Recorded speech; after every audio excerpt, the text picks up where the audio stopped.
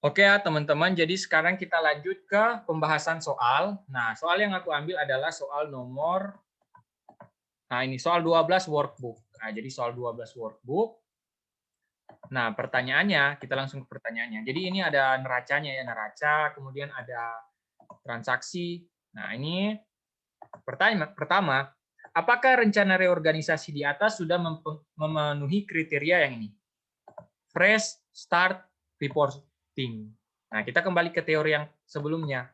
Jadi, fresh start reporting itu, ya, fresh start reporting, dia kan ada dua syarat. Jadi, revaluation value harus lebih rendah dibanding post position liabilities and allowed claims. Baru yang kedua, pemegang saham lama dia kepemilikannya 50% di struktur baru, kurang dari 50% di struktur baru. Nah, kita akan melihat apakah dua syarat ini terpenuhi. Oke, jadi yang syarat pertama dulu, kita ke syarat pertama yaitu kita akan membandingkan antara ini reorganization value dengan post position allowed claim. Nah, di soal, kita lihat di soal ya. Ada nggak? Nah, ini. Jadi dia di soal ada ya, menurut rencana reorganisasi, nilai reorganisasi ditetapkan sebesar 1.510.000. Ini ya. Jadi nilai reorganisasi ditetapkan sebesar 1.510.000. 1.510.000 yang ini ya. Kemudian post position and allowed claim ini berapa? Ya, kita kan akan membandingkan mereka berdua. Nah, post position and allowed claim, cara menghitungnya begini. Jadi ini cara hitungnya ya. Jadi pertama, oke. Nah, jadi cara hitungnya sebenarnya gampang sih. Gampang. Jadi, coba lihat. Di sini, nah teman-teman bisa lihat di sini. Ini liability subject to compromise itu 1 juta 1,3 miliar, ya kan? 1,3 miliar. Nah, jadi liability subject to compromise itu sama dengan 1,3 miliar, tadi kan? Terus dia ada wages payable. Nah, ini yang ini ya, yang tanggal 30 Juni. Jadi kan jadi yang diambil itu yang 30 Juni ya. Jadi kan soalnya dia kalau yang 1 April itu dia pada saat dia mengajukan gugatan ya ini. Gugatan 1 April. Nah, tapi yang diambil itu yang 30 Juni ya, 30 Juni ini. Jadi setelah dia mengajukan gugatan itu. Yang 30 Juni. Nah, di sini pas 30 Juni itu, pas 30 Juni, dia ada account payable 200 juta, wages payable 100 juta, dengan liability subject to compromise 1,3 miliar. Nah, jadi kalau di total, nah ini ya, 1,3 miliar ditambah 200 juta ditambah 100 juta yang tadi, dia 1,6 miliar. Nah, dia syaratnya apa tadi? Syaratnya harus RV-nya, revaluation value, harus lebih rendah dari post position liabilities and allowed claims. Nah, di sini RV-nya lebih rendah kan? Jadi RV-nya 1,5 M, sekian 1,510 M, post position liabilities and allowance 1,6 M, berarti lebih rendah kan? Jadi syarat 1, RV lebih rendah dari post position itu. Nah, jadi post position and allowed claim. Nah, ini kan syaratnya, berarti terpenuhi ya. Nah, karena dia 1,510 M ini lebih rendah dari 1,6. Oke, jadi syarat pertama terpenuhi. Syarat pertama terpenuhi. Sekarang kita ke syarat kedua. Syarat kedua itu terkait dengan kepemilikan dalam struktur baru. Nah, jadi kita akan mencari dulu total saham di struktur barunya. Di struktur baru ya, bukan struktur lama. Jadi total saham di struktur baru adalah, nah bisa dilihat di sini. Dia bank not payable, dia nanti akan diganti dengan subordinate debt 250 juta, dan nah ini common stock 200 juta. Nah, jadi ada common stock 200 juta, baru bond payable juga nanti ada diganti dengan long term not payable, dan ini common stock juga 200 juta. Baru pemegang saham lama dia akan menerima common stock 200 juta. Berarti kalau mereka bertiga di total, ini kan common stock, itu totalnya 600 juta ya. Jadi totalnya 600 juta. Nah, pemegang saham lama dia dapat berapa? Pemegang saham lama dari yang 600 juta ini, dia cuma dapat 200 juta. 200 juta. Berarti pemegang saham lama cuma dapat 200 juta. Nah, berarti kepemilikannya, pemegang saham lama itu berapa? Itu 200 juta per 600 juta. Berarti 33%. Nah, berarti syarat 2 ini terpenuhi nggak dia? Dia kan bilang harus kurang dari, nah ini, dia kan bilang harus kurang dari 50% kan? Kurang dari 50%. Nah, di sini dia 33%, berarti kurang dari 50% kan dia. Berarti dia syarat 2 terpenuhi. Terpenuhi. Berarti untuk pertanyaan pertama, apakah rencana reorganisasi di atas memenuhi kriteria fresh start reporting? Jawabannya memenuhi, karena syarat 1 dan syarat kedua terpenuhi keduanya. Gitu ya. Jadi pertanyaan 1 ini terjawab ya. Pertanyaan 1 terjawab. Nah, pertanyaan kedua, kita akan membuat jurnal sekaligus membuat neraca. Oke. Pertama, kita akan menentukan dulu ini. Nah, jadi kita akan menentukan saldo-saldo terkait dengan liabilities-nya. Pertama, di sini kita mulai dari yang pertama account payable ya, account payable ini AP. Jadi yang AP dia kan totalnya itu 200 juta ini kan 200 juta ditambah 100 juta yang utang bermasalah ini. Yang apa namanya? Yang kan ini utang bermasalah yang 1,3 M ini itu kan bagian dari liability subject to compromise. Nah, di dalamnya ada account payable 100 juta. Nah, jadi account payable 100 juta ditambah dengan account payable yang di neraca 200 juta ini, yang kuning ini, kan ini 100 ditambah 200 juta. Totalnya 300 juta kan? Jadi totalnya 300 juta ya. Totalnya 300, 1, 2, 3, 4, 5, 6. 300 juta. Kemudian preposition. Nah, preposition itu yang mana? Preposition itu yang adalah yang 1 April. Jadi yang 1 April yang ini itu yang disebut dengan preposition. Jadi yang aku warnain dengan warna biru. Nah, jadi yang warna biru ini zoom lagi. Nah, ini yang disebut dengan preposition. Jadi yang 1 April ini 100 juta. Berarti preposition-nya adalah 100 juta kan yang AP. Nah, berarti post position berapa? Nah, tinggal selisihnya. Jadi post position adalah 300 dikurangi 100. Jadi 200 juta.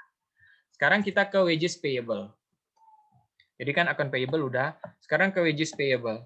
Dia totalnya kan 100 juta yang ini, 100 juta ditambah dengan yang utang bermasalah 50 juta. Jadi berarti jadi 100 juta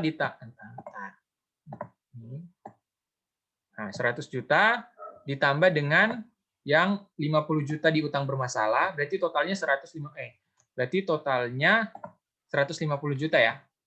Oke. Jadi totalnya 150 juta. 150, 1, 2, 3, 4, 5, 6. Tunggu bentar. Nah, 150 juta nih. Ya kan, 150 juta totalnya. Nah, preposition berapa? Preposition adalah yang 40 juta ini. Nah, jadi itu preposition. Jadi preposition adalah yang 40 juta. Nah, 40 juta. Berarti post position-nya berapa? Post position-nya tinggal selisihnya. Jadi di total dikurangi 40. Jadi total dikurangi preposition. Jadi 110 juta ya post position. Baru sekarang interest payable. Nah, interest payable, nah dia yang ini ya. Dia di sini interest payable nggak ada keterangannya sih. Jadi dia di sini 50 juta ya ini, 50 juta. Dia masuk sini ya dia 50 juta. Nah, jadi cuma ini ya, 50 juta nih dia interest payable kan nggak ada akun di sini ya, dia cuma ada di sini ya. Liability subject to compromise 50 juta. Berarti interest payable dia 50 juta kan. Jadi nah, preposition-nya berapa? Preposition-nya itu di sini nih. Interest payable termasuk bunga 50 juta. Nah, bunga 50 juta ini, nah ini. Oke. Nah, itu dia adalah preposition. Berarti preposition adalah 50 juta bunga. Nah, berarti post positionnya berapa? Post positionnya adalah selisihnya 50 dikurangi 50, berarti 0 ya, post position. Baru selanjutnya not payable. Nah, not payable. Not payable.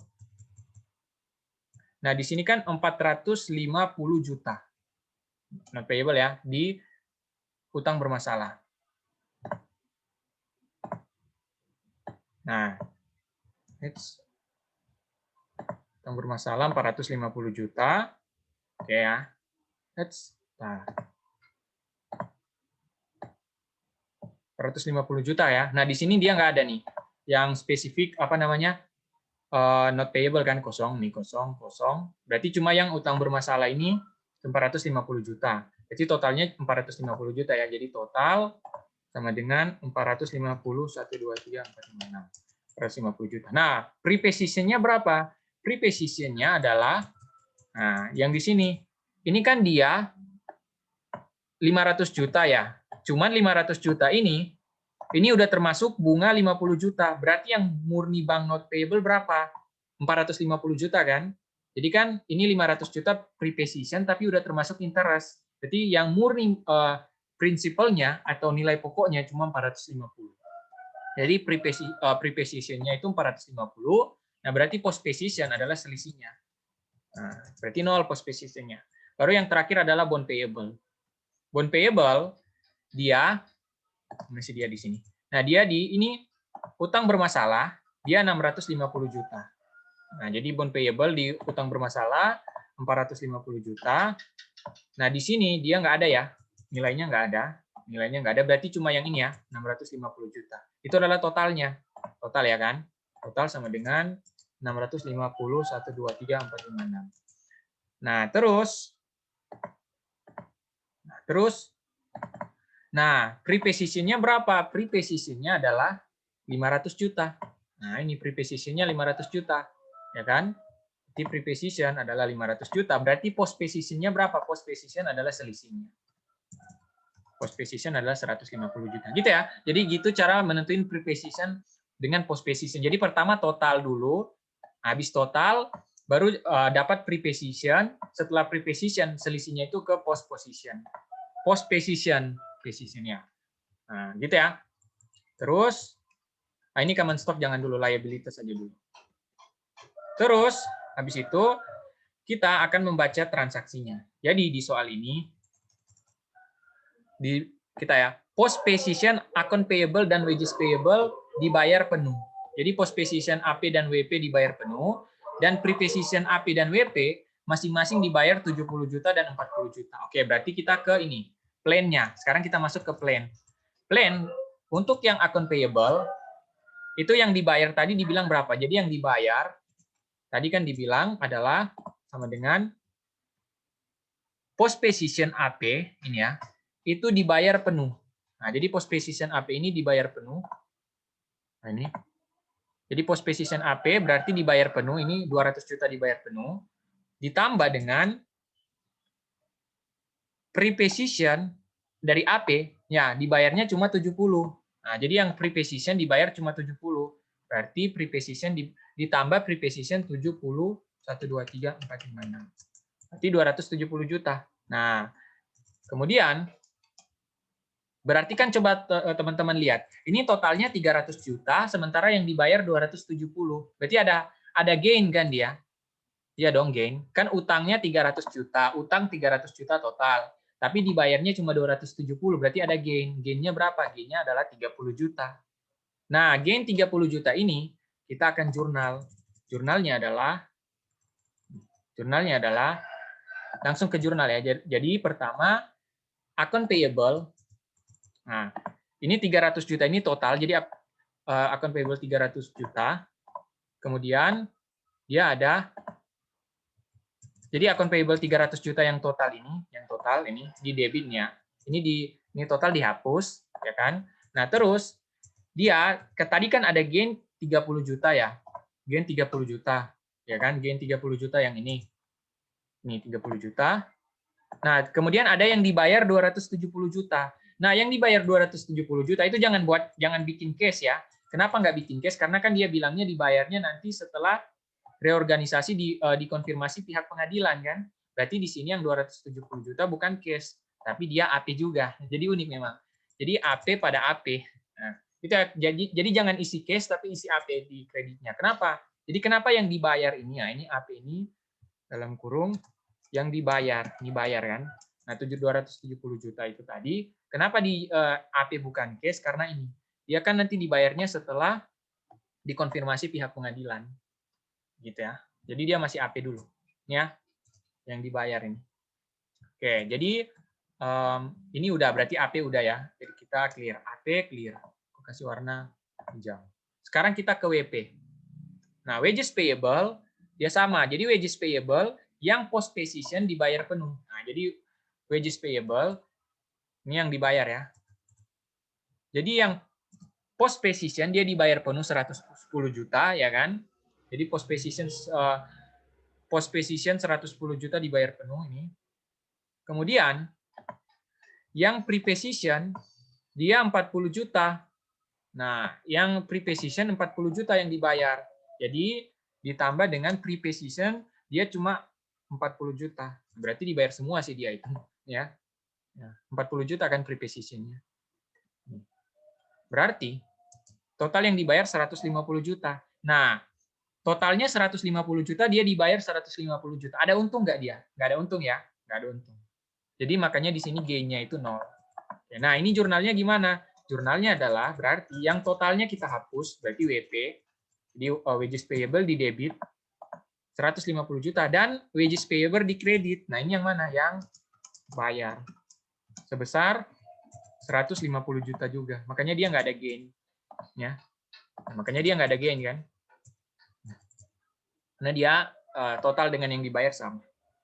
Oke, berarti wages payable udah. Sekarang kita ke interest payable. Interest payable tidak harus dibayar. Nah, berarti dari total interest payable nggak ada yang dibayar nih. Nah, berarti interest payable ini totalnya 50 juta, dia yang dibayar 0. Karena yang dibayar 0 berarti dia untung dong, untung 50 juta. Kenapa? Kalian kalau ada utang 50 juta tapi nggak ada yang dibayar berarti untung kan? Utang tidak dibayar. Berarti kamu sebagai yang itu untung kan? Kamu nggak harus bayar utang. Nah, itu berarti dia untungnya 50 juta. Jadi untungnya 50 juta ya. Jadi untungnya itu ya total ini dikurangi dengan yang dibayarkan 0. Di 50 juta untungnya. Nah, jurnalnya gimana? Jurnalnya berarti yang interest payable-nya dihapus. Jadi interest payable 50 juta dihapus. Nah, ya kan? Interest payable 50 juta dihapus. Nah, karena dia nggak ada yang dibayar, semuanya ke gain. Ke gain 50 juta. Tadi kan gain 50 juta. Ya. Terus kita selanjutnya ke not payable. Nah, not payable. Nah, ini not payable. Dia nggak dibayar. Nggak dibayar tapi, nah dia memang nggak dibayar tapi diganti. Diganti dengan apa? Dengan subordinate debt 250 juta dan common stock 200 juta. Jadi yang bank not payable yang total 450 ini kan bank totalnya 450. Nah, itu dia nggak dibayar, jadi nggak dibayar 0 ya. Cuman dia ganti dengan debt baru.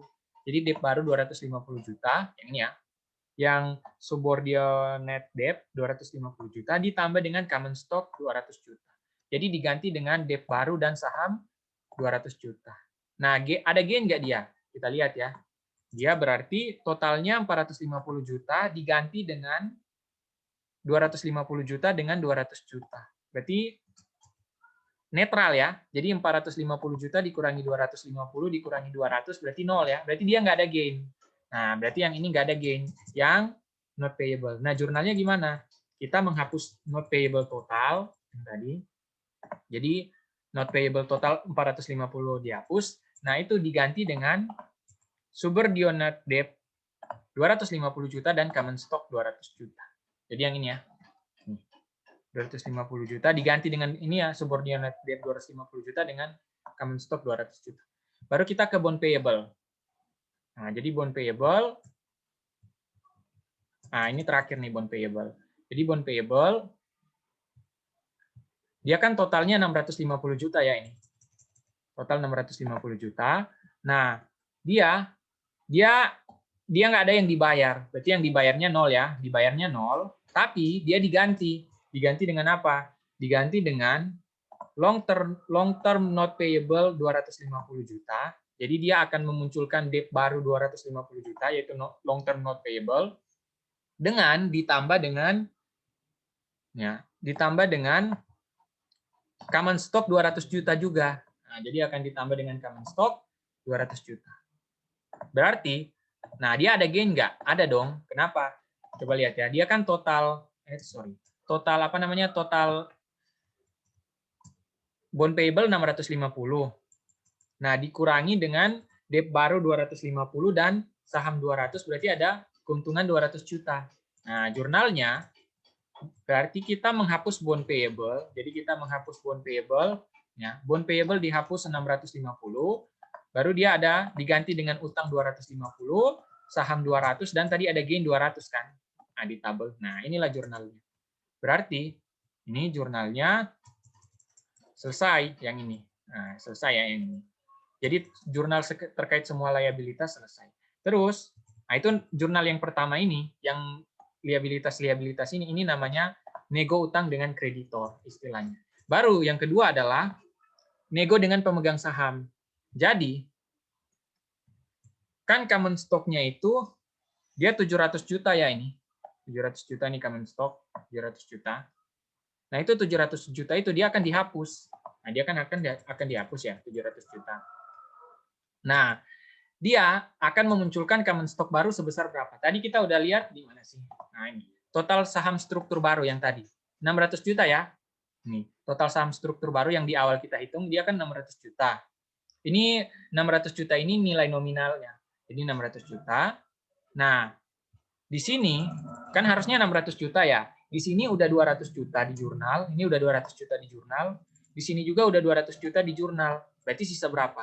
Berarti yang di jurnal sisa 200 juta. Nah, ya, jadi 200 juta ini dari mana? Jadi 600 juta. Nah, dia kan udah di jurnal 200 juta, udah di jurnal lagi 200 juta kan? Ini 2 kali. Nah, berarti sisanya yang belum di jurnal 200 juta gitu. Nah, terus ada selisih dong. Selisih. Nah, selisihnya dia ke PIC 500 juta. Gitu ya. Ini nego dengan pemegang saham. Jadi pokoknya common stock 700 juta ini yang lama dihapuskan. Terus ada jurnal ketiga adalah revaluasi aset. Nah, revaluasi aset dia ini paling gampang. Kenapa paling gampang? Jadi ini yang fair value, ingat yang fair value. Ini kalian tinggal cari selisihnya. Jadi antara book value dengan fair value. Yang ada selisih mana? Inventory. Inventory selisih 180 juta dengan 120. Berarti selisih 60 juta kan? Lebih tinggi kan? Berarti untung. Nah, berarti yang pertama adalah inventory, ya 60 juta. Nah, jadi gampang kan? Cuma dilihat selisihnya.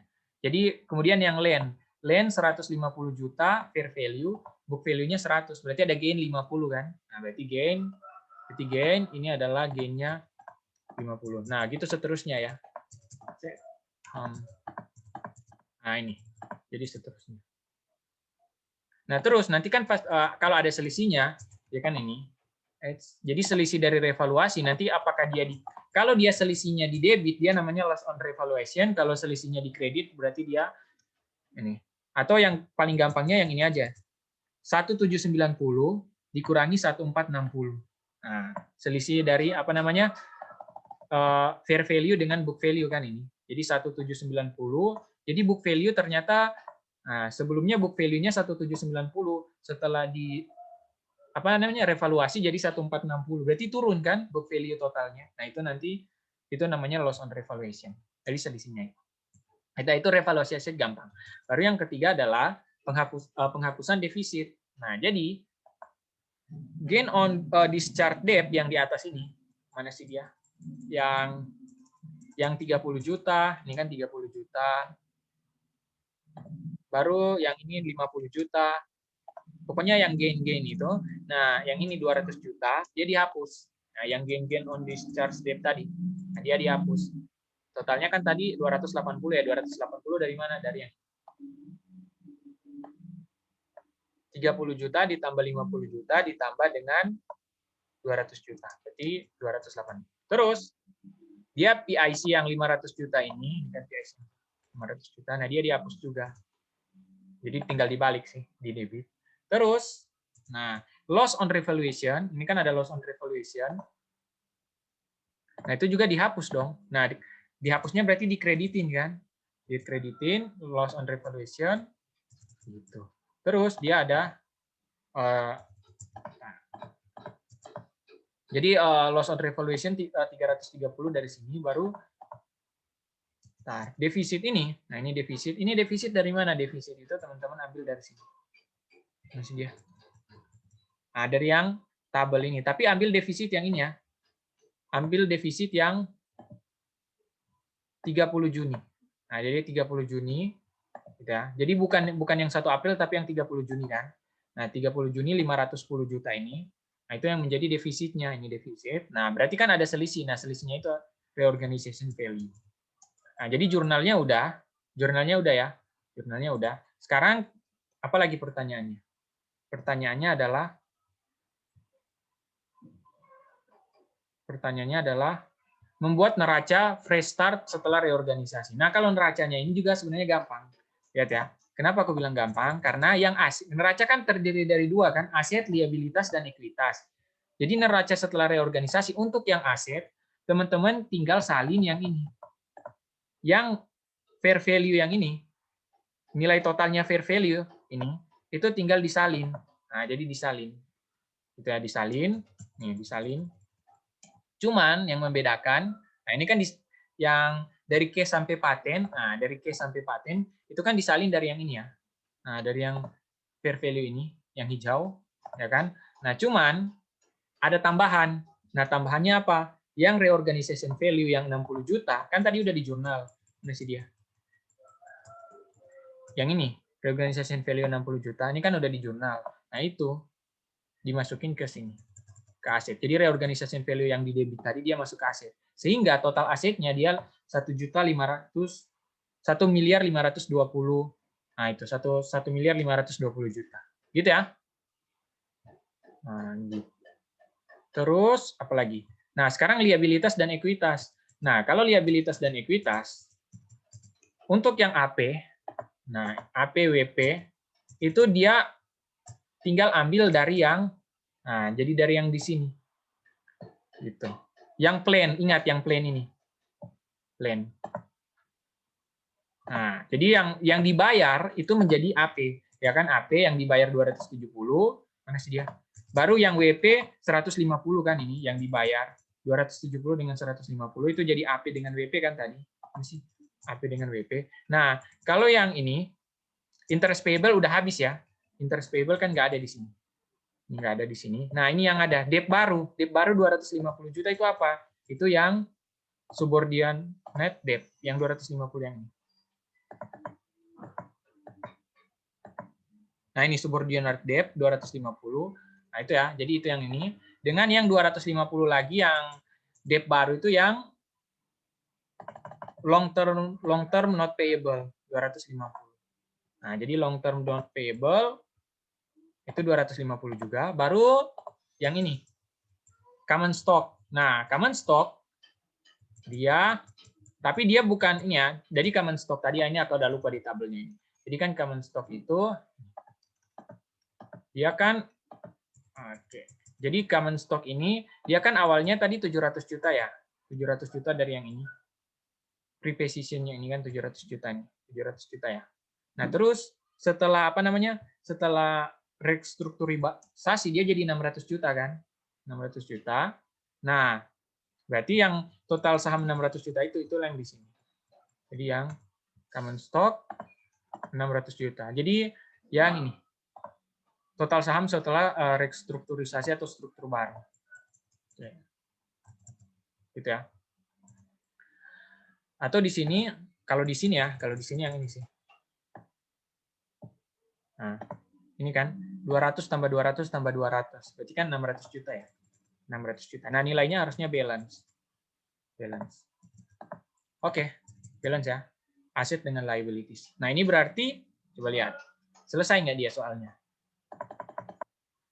Selesai. Nah, Gitu. Jadi nanti semoga di UAS nanti ada kisi-kisi ya, yang keluar itu reorganisasi atau likuidasi. Nah ini tinggal teman-teman tinggal coba pikirkan. Nah menurut kalian mana lebih susah? Likuidasi perseroan atau reorganisasi perseroan? Nah reorganisasi contohnya yang ini. Menurutku sih ya, lebih susah yang reorganisasi kayaknya ini. Ya agak lebih ribet yang reorganisasi. Tapi menurut teman-teman lain mungkin terserah. Oke, sekian untuk pembahasan kali ini. Terima kasih.